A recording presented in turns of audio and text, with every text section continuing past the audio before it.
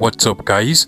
In this video, I will show you how to change input source on your Panasonic TV. So if you want to change from one HDMI input source to another HDMI input source, or from a HDMI input source to AV or live TV, there are basically two ways you can go about doing this. The first option is to simply come over to the top of your Panasonic TV remote control.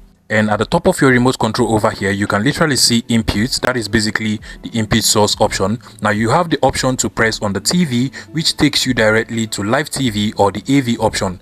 Now to change the input source of your Panasonic TV to HDMI or AV, just go ahead and press on the AV option. And from here, you can use your navigation buttons over here to select the input source you want for your Panasonic TV. So you can just select HDMI 2 or HDMI 3 or AV or TV. So take for instance, I can go ahead and select the HDMI 2 option over here, and the HDMI input source of my Panasonic TV will automatically be changed. Now another way to change the input source of your Panasonic TV in case you do not find the input source button, just go ahead and press on the home button on your remote control. Now once this list of apps open up, you just want to scroll horizontally until you get to the devices option over here. Select that.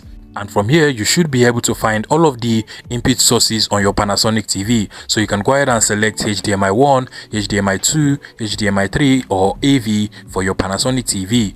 And once you select that particular HDMI's input source, it will automatically be changed on your Panasonic TV. If you find this video useful, please make sure you smash the like button and subscribe to this YouTube channel for more interesting tech tips like this one.